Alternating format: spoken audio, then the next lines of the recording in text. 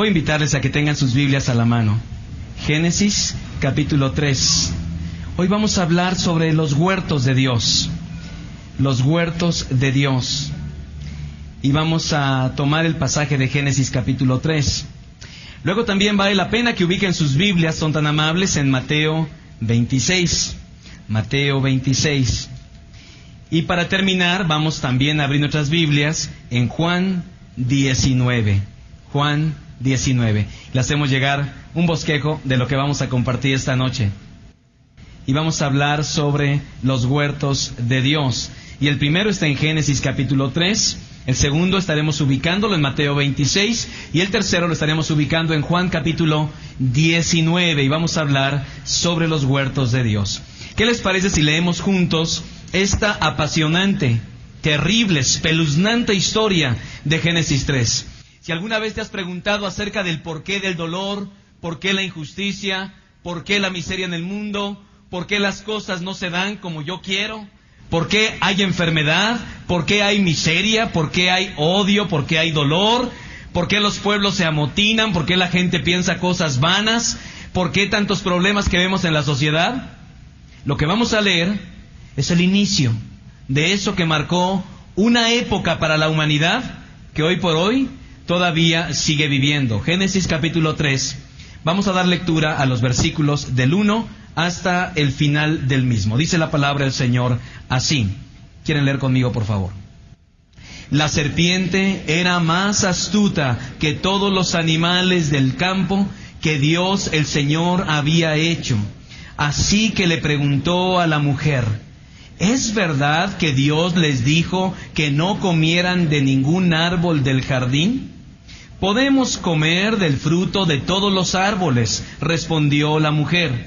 Pero en cuanto al fruto del árbol que está en medio del jardín, Dios nos ha dicho: no coman de ese árbol ni lo toquen, de lo contrario morirán.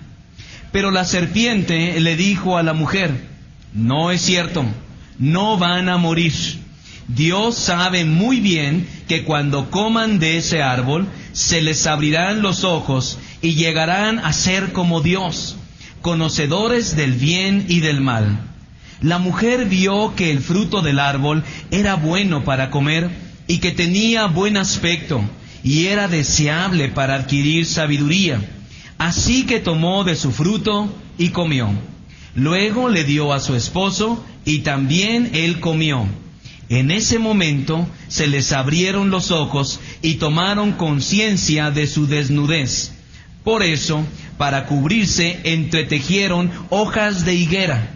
Cuando el día comenzó a refrescar, oyeron el hombre y la mujer que Dios andaba recorriendo el jardín. Entonces corrieron entre los árboles para que Dios no los viera. Pero Dios el Señor llamó al hombre y dijo: ¿dónde estás? El hombre contestó: escuché que andabas por el jardín y tuve miedo porque estoy desnudo. Por eso me escondí. ¿Y quién te ha dicho que estás desnudo?, le preguntó Dios. ¿Acaso has comido del fruto del árbol que yo te prohibí comer?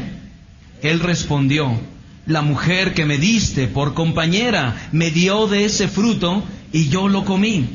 Entonces Dios el Señor le preguntó a la mujer: ¿qué es lo que has hecho? La serpiente me engañó y comí, contestó ella. Dios el Señor dijo entonces a la serpiente: por causa de lo que has hecho, maldita serás entre todos los animales, tanto domésticos como salvajes.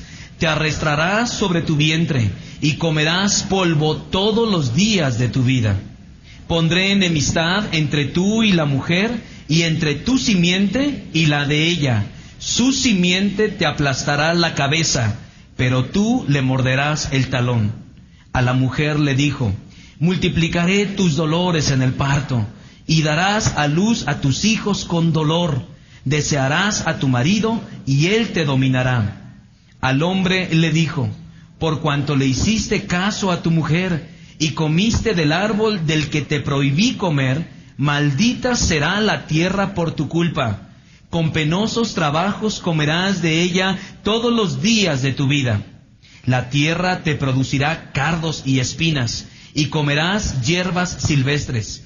Te ganarás el pan con el sudor de tu frente, hasta que vuelvas a la misma tierra de la cual fuiste sacado, porque polvo eres, y al polvo volverás. El hombre llamó a Eva, a su mujer, porque ella sería la madre de todo ser viviente. Dios el Señor hizo ropa de pieles para el hombre y su mujer, y los vistió. Y dijo: el ser humano ha llegado a ser como uno de nosotros, pues tiene conocimiento del bien y del mal. No vaya a ser que extienda su mano y también tome del fruto del árbol de la vida y lo coma y viva para siempre. Entonces Dios el Señor expulsó al humano del huerto del Edén para que lo trabajara la tierra de la cual había sido hecho. Luego de expulsarlo, puso al oriente del jardín del Edén a los querubines y una espada ardiente que se movía por todos lados para custodiar el camino que lleva al árbol. Por curioso que parezca para muchos de nosotros, en la historia del hombre sobre la tierra, los jardines, los huertos, han sido ocupados para eventos extraordinarios. Los huertos, los jardines, estos deliciosos lugares, han ocupado un papel muy importante. No solamente han sido vistos como lugar de provisión, como lugar de belleza incomparable, donde los olores de los diferentes frutos y el colorido de los elementos que lo componen lo hacen virtualmente hermoso y apetecible a la vista. Es impresionante que aún en nuestro propio país se han hecho al norte del país, en desiertos, vergeles auténticos de belleza y de colorido. Hay tanta belleza en ellos. Pero los huertos también, además de ser un lugar hermoso y lleno de vida, también han sido usados por Dios para encontrarse con el hombre. Hay 3 historias de 3 huertos donde se decidieron cosas que hoy por hoy nos tienen a nosotros en la condición en la que estamos. Fueron 3 entrevistas, 3 acercamientos de Dios con el hombre. Y es muy curioso que utilizó huertos, jardines, como el que acabamos de describir.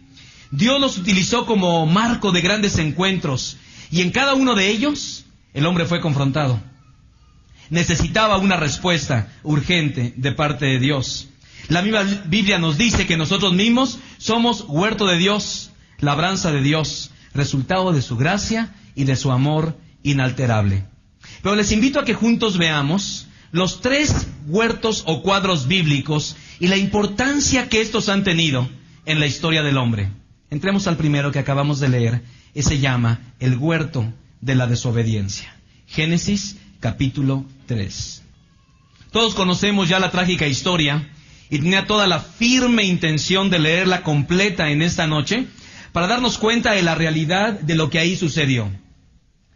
Dice la Biblia que era un lugar hermoso en gran manera, capítulo 1, capítulo 2 de Génesis, llamado Edén. Era un lugar donde el colorido brindado por la variedad de flores dejaba una agradable sensación de gozo y de armonía. No llovía en la tierra en ese tiempo. Había un vapor que subía entonces de la tierra que irrigaba básicamente todo ese maravilloso vergel. Algo extraordinario. El olor que se desprendía ha de haber sido extraordinario, intenso, agradable, lleno de vida. A los ojos de Dios había sido tan bueno que dijo: es bueno en gran manera todo lo que yo he hecho.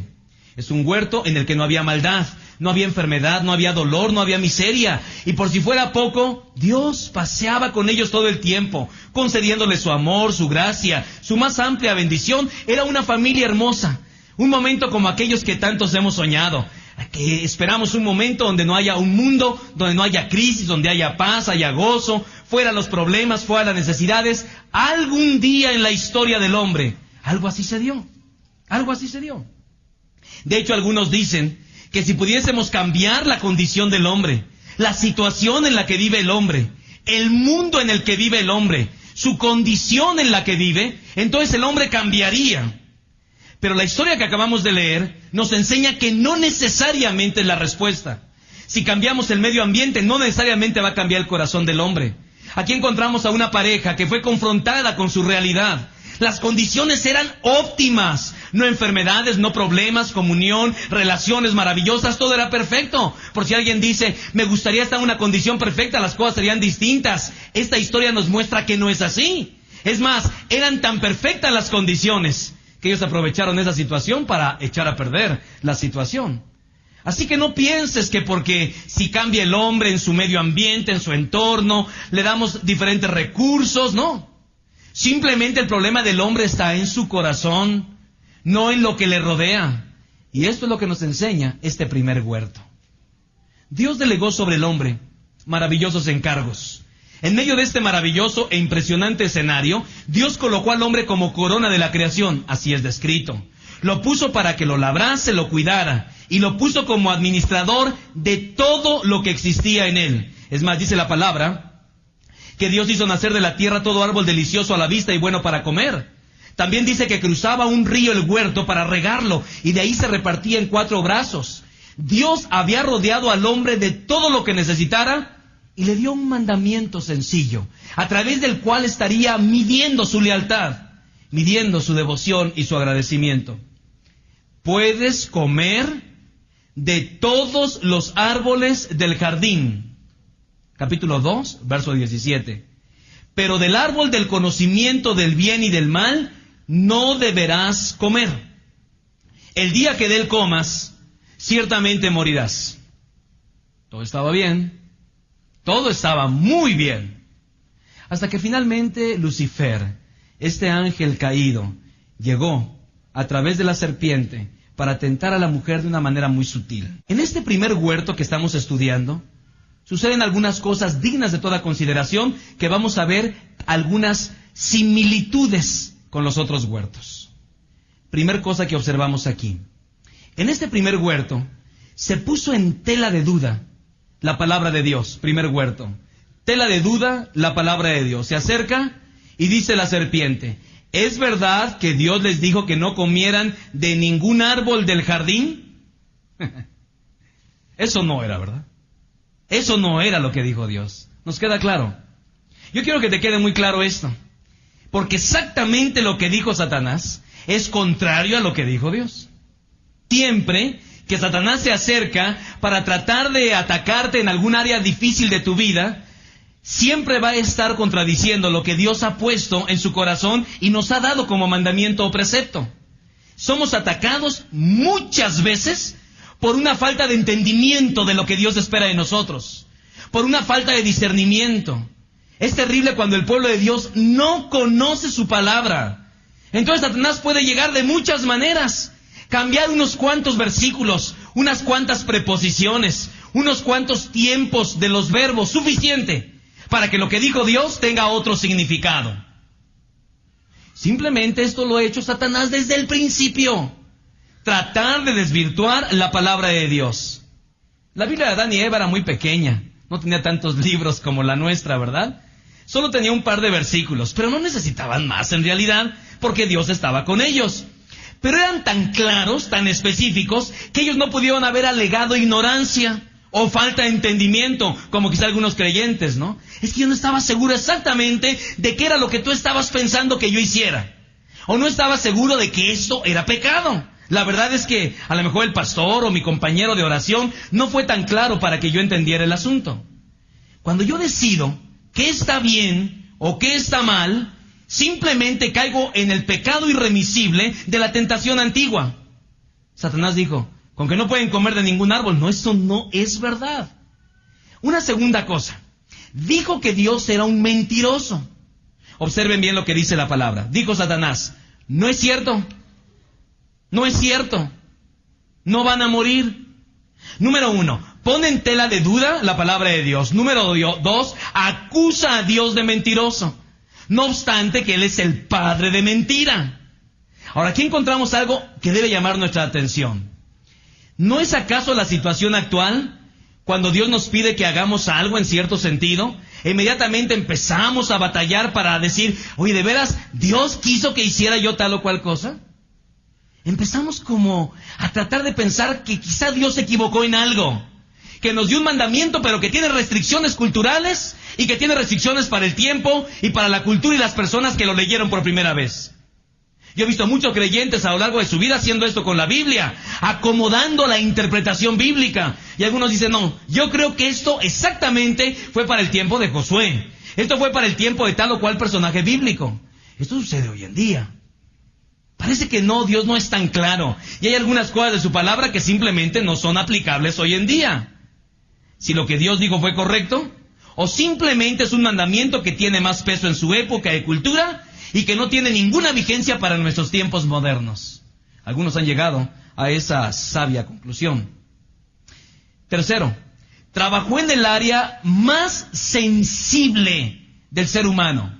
Sabía exactamente dónde podía golpearlo. Dice la palabra, Dios sabe muy bien que cuando coman de este árbol, dice Satanás, se les abrirán los ojos y llegarán a ser como Dios, conocedores del bien y del mal. Toda clase o toda la clave del problema del huerto está sobre esta premisa, ser como Dios. Y si hoy observas, simplemente en cada cultura, religión, filosofía, cualquier tipo de expresión humanista, es poner al hombre en el centro. Una religión antropocéntrica, donde yo me sienta bien, donde yo me sienta a gusto, donde yo me sienta realizado, donde me funcione a mí. En esencia es lo mismo. Quiero leer lo que dijo un filósofo alemán del siglo pasado. El anhelo más básico, la necesidad más básica que un ser humano tiene, es el anhelo de controlar el destino, de ser libre de realizar nuestro potencial sin restricción alguna, ser libre de toda limitación, trascender lo que transcribe Dios, tanto como la sociedad, deshacerse de cualquier responsabilidad para con los demás. Mucha gente rechaza la idea de Dios como todo concepto, porque simplemente no pueden soportar la idea de que exista alguien más poderoso que ellos mismos. Obviamente este filósofo alemán era totalmente anticristiano. Él decía que el hombre debe tener, escuchen esto, la prerrogativa de determinar lo que sucede y la fuerza coactiva para hacer que los demás se sometan a los deseos de uno, aún en contra de su propia voluntad. Solo así estaré feliz.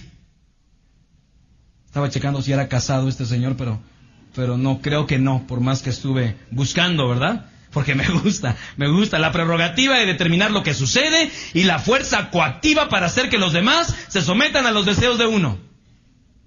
Han pasado miles y miles de años. Satanás Satanás en la serpiente le dice a la mujer, ustedes van a ser como Dios, sin restricciones, sin limitaciones, no van a tener que rendirle cuentas a nadie. Y el hombre en esencia sigue siendo exactamente el mismo. Cualquier tipo de filosofía, pensamiento, religión, que te ponga a ti como el centro, como el eje, y todos los demás debemos dar vueltas a tu alrededor, tú estás cayendo en la antigua tentación del huerto del Edén. La decisión del huerto del Edén provocó consecuencias impresionantes. Dice el apóstol Pablo, el pecado entró en el mundo.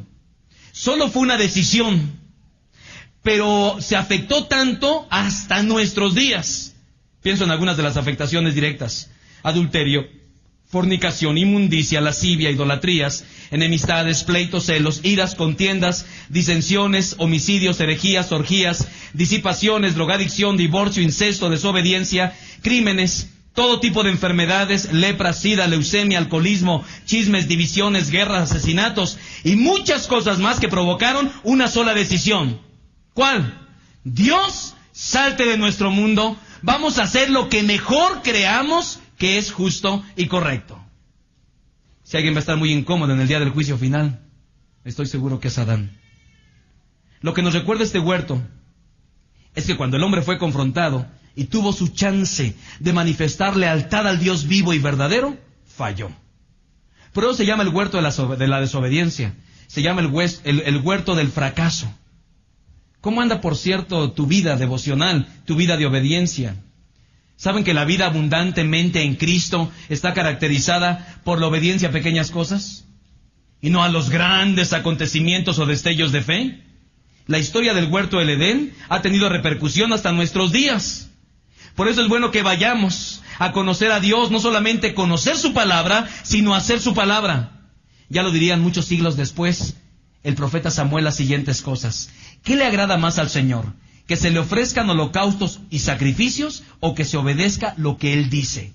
El obedecer vale más que el sacrificio y el prestar atención más que la grasa de los carneros. El asunto sigue siendo el mismo. Ha habido muchos que dicen, bueno, es que el Dios del Antiguo Testamento es uno y el Dios del Nuevo Testamento es otro. No. Dios es el mismo ayer, hoy y por los siglos, igual que Jesús. Las condiciones para acercarse a Él han sido las mismas. Y el problema que tiene el hombre para relacionarse con Él sigue siendo el mismo. En este huerto, malas noticias, queridos, el hombre falló. Muchos años más pasaron. No tenemos el dato exacto, pero Dios hace un nuevo encuentro y una nueva oportunidad. En segundo lugar se llama el huerto del dolor. Mateo capítulo 26, versículos 36 al 46. Si lo tienen, vamos a ir viendo algunos versos. No lo vamos a leer de entrada ahora. Yo creo que tenemos que entrar a este huerto con la suficiente reverencia y humildad. Porque yo no me atrevo, al ser un predicador, no me atrevo de alguna manera a tratar de saber todo el detalle de lo que pasó por la mente de Jesús. Solo cuando esté con Él sabré la dimensión de su sufrimiento. Pero lo que captan los evangelistas nos dan una idea de las escenas de este sufrimiento. Mateo 26, versículos 36 al 46. Es tal la angustia que me invade, que me siento morir, les dijo. Quédense aquí y manténganse despiertos conmigo. Yo creo que más que explicación, este huerto requiere contemplación. Solamente observar lo que se estaba poniendo aquí en riesgo. El segundo huerto tiene que ver con el huerto de Getsemaní. Por un lado es el huerto de la esperanza, de la reconciliación. Es del huerto del cual podemos hablar mucho y no terminaríamos de tantas enseñanzas que pudiéramos sacar de él. Por un lado vemos también, como en el huerto del Edén, que Dios lo usó para confrontar al hombre. En este caso Jesús insta a sus discípulos a orar. Les dice, luego volvió a donde estaban sus discípulos, los encontró dormidos y les dice, ¿no pudieron mantenerse despiertos conmigo una hora? Ni una hora tan solo, le dijo a Pedro. Estén alertas y oren para que no caigan en tentación. El espíritu está dispuesto, pero el cuerpo es débil. Y en ese segundo huerto, curiosamente, el hombre vuelve a fallarle a Dios. En este huerto, bien lo sabemos, Jesús estaba luchando la batalla más grande que pudo haber tenido. Yo creo que el huerto, con todo respeto, el huerto de Getsemaní es mucho más superior y profundo y más dramático que aún la tentación en el desierto. Porque la tentación luchó con Satanás. Aquí está luchando consigo mismo. Aquí es un asunto de decidir. No solamente ante los cuchicheos de Satanás, que evidentemente estuvieron llenando y saturando su ministerio. Aquí es una lucha de él consigo mismo. Como las luchas que tú y yo llegamos a enfrentar. Cuando tenemos que tomar decisiones, cuando sabemos, porque el Espíritu Santo pone en nuestro corazón lo que debemos hacer, y aún así batallamos, sufrimos, sentimos agonía, dando un momento terrible. Es más, dice la Escritura, que yendo un poco más allá, se postró sobre su rostro y oró, Padre mío, si es posible, no me hagas beber este trago amargo, pero no sea lo que yo quiero, sino lo que quieres tú. En el huerto del Edén, todo dependía de la obediencia del hombre, y falló. Las consecuencias ya las estamos viviendo. Pero en el Getsemaní también estaba en juego la obediencia. Curioso, no cambia. Dios no cambia. Dios no dice, bueno, en ese tiempo yo andaba buscando otras alternativas y otros caminos. No, obediencia. Y eso Jesús lo sabía. Vivió su propio huerto, su propio Getsemaní. Ahí estamos viendo a Jesús, que estaba en juego la obediencia, con la bendita diferencia que si Jesús fuera obediente hasta la muerte y muerte de cruz, estaría buscando en las profundidades de la eternidad el rostro de su Padre. Pero en esta ocasión no lo encontraría. El autor a los Hebreos dice que por el gozo puesto delante de él, sufrió la cruz menospreciando el oprobio, la burla. En tremendo contraste con lo que Satanás hizo con la palabra de Dios, aquí Jesús sublima la palabra de Dios. Satanás dice, Dios es un mentiroso. Y Jesús dice, yo sé que esto es tu voluntad. Yo sé. Esa es la diferencia, querido. En la vida cristiana esa es la diferencia. El pueblo se extravía por falta de palabra, por falta de dirección. No escudriñamos la Escritura y a menudo vacilamos en nuestras decisiones y tenemos que pagar a menudo las consecuencias. Y muchas veces son muy terribles. Ese tremendo contraste con lo que Satanás hizo de la palabra de Dios en Edén, Jesucristo la sublima. Estaba diciendo que la voluntad de Dios era lo mejor y obedecerla le costaría la muerte. Al mismo tiempo, también hay un momento de confrontación para la obediencia, en este caso la oración. ¿No pueden quedarse a orar conmigo ni siquiera una hora? No debemos dejar que pase el tiempo sin antes darnos cuenta de lo que estaba en juego en este huerto segundo. Nuestras vidas, la salvación eterna. Simplemente, si Jesús pudo haber dicho, manda una hueste de ángeles ahora mismo, la cosa se hubiera resuelto para Él. Pero tú y yo estaríamos irremisiblemente perdidos. El huerto de Getsemaní es el huerto de dolor, es el pago de la ruptura que se hizo entre Dios y el hombre. Ahora vendría el huerto de la esperanza. Juan capítulo 19 nos lleva a un tercer huerto. Son los versículos 41 y 42. Dice la Escritura, en el lugar donde crucificaron a Jesús había un huerto. Por eso estoy hablando otra vez de otro huerto más. Y en el huerto, un sepulcro nuevo, en el que todavía no se había sepultado a nadie. Como era el día judío de la preparación, el sepulcro estaba cerca y pusieron allí a Jesús. El sábado y el domingo, con la ayuda de Dios, hablaremos de este hermoso tema de la resurrección. Déjenme adelantarles algunas cosas al respecto. Las condiciones de este tercer huerto rayan en toda la gloria, todo el poder, toda la majestad de Dios. En el Edén, el hombre le da la espalda a Dios. Y en este huerto, Dios sale al encuentro del hombre una vez más. Lo digo porque algunos de nosotros hemos llegado a la conclusión de que a lo largo de nuestra vida hemos buscado a Dios y algún día lo encontramos. Eso es mentira. Aunque seas muy piadoso, aunque seas muy religioso, aunque seas muy místico, yo voy a la Escritura y yo veo que el hombre es el que está siendo perseguido por Dios. El hombre falla y Dios va a su encuentro. ¿Dónde estás? Una vez más, el hombre falla, se queda dormido y Dios va al encuentro en la persona de Jesús. No han podido quedarse ni siquiera una hora conmigo. Otra vez el hombre está desconcertado, su mente confundida, su esperanza rota, sus sueños cristalizados, ahora están hechos pedazos. Simplemente, Dios se vuelve a parar enfrente del hombre. Tenemos un Dios maravilloso, que una y otra y otra y otra vez. Dios puede pescarte en cualquier lugar, porque es un Dios inmensamente enamorado de su creación.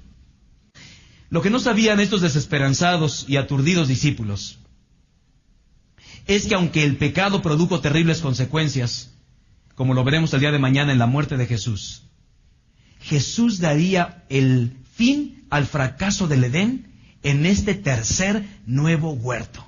Se convertiría en el huerto de la victoria, la más contundente y la más definitiva. No hubo poder que detuviera al Señor, y siendo la piedra removida, resucitó para darnos vida y esperanza. Cuando Jesús aparece a sus discípulos, estaban tan perplejos que no lo reconocieron. Fue entonces cuando Él manifestó, hablándole de la realidad del acontecimiento. Por eso Pablo pudo decir, la muerte ha sido devorada por la victoria. ¿Dónde está, oh muerte, tu victoria? ¿Dónde, oh muerte, tu aguijón? El aguijón de la muerte es el pecado y el poder del pecado es la ley. Pero gracias a Dios que nos da la victoria por medio de nuestro Señor Jesucristo. Y eso lo logró a través del huerto de la victoria, el huerto de la resurrección. El que está en Cristo sabe que es posesión de Él y nos hace parte de su huerto celestial.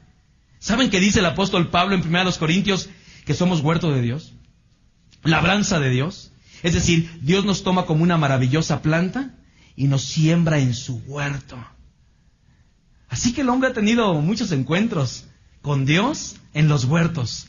El huerto del fracaso, el huerto del dolor, pero ahora el huerto de la victoria. En este huerto, Dios vuelve a visitar al hombre, pero en esta ocasión, para mostrarle que el problema eterno de ha sido resuelto definitivamente por Cristo Jesús. La enfática declaración del ángel es por demás intensa y reveladora. ¿Por qué buscan ustedes entre los muertos al que vive? No está aquí, pues ha resucitado. Cristo vive y no ha dejado su lugar a nadie, sino que ahora, para poder ser salvos, es necesario recibirle como Señor y Salvador, como el camino, como la verdad y como la vida. Cuando pensamos en los huertos y en el huerto del Edén, viene a nuestra mente la desobediencia. Y pensándolo bien, quizá algunos en esta noche todavía se encuentran en este huerto, alejados de Dios, en consecuencia de sus propios pecados. Le hemos dado la espalda a Dios de muchas maneras y hoy en día vivimos separados de Él. Dios puso querubines en la entrada del huerto y una espada que estaría quitándose para que nadie pudiera entrar nuevamente a Él. Algunos quizá en esta noche han dado un paso más, ya no están en el huerto del Edén, ahora están en el huerto de Getsemaní. Su Cristo es un Cristo dolido, es un Cristo sufriente, es un Cristo crucificado, así lo recuerdan. Es el Cristo de México, que hacemos fiesta el viernes y el domingo se les olvida la razón de toda nuestra fe. ¿Por qué? Porque la gente se queda en Getsemaní. Al Cristo sufriente, al Cristo que llora, al Cristo que ora. Pero Jesús quiere que vayas al tercer huerto. Él está vivo hoy. Y Él quiere relacionarse contigo. Sí estuvo en la cruz, sí estuvo en el Getsemaní, pero ahora está vivo y está buscando relacionarse contigo. Ese es el anhelo de tu corazón, de su corazón. Él te quiere decir, mira hijo, pase lo que pase, confía. Pase lo que pase, espera. Simplemente, yo voy a hacer todas las cosas nuevas. La pregunta en esta noche es en cuál de los huertos te encuentras. Si estás estacionado en el pecado, si todavía no has entregado tu vida a Jesús, es una preciosa noche para que tú le abras tu corazón. Si tú tienes a un Cristo derrotado, un Cristo en la cruz, que no va más allá de las expectativas de alguien que está en la cruz y que hoy en día todavía permanece en la cruz, créeme que no puedes tener poder sobre el pecado. Pero si tú crees en un Cristo vivo y resucitado, que hoy está tocando a la puerta de tu corazón para que tú vengas a Él, Él quiere darte vida eterna y vida en abundancia. Mi pregunta para terminar esta noche es, ¿en cuál de los tres huertos te encuentras tú?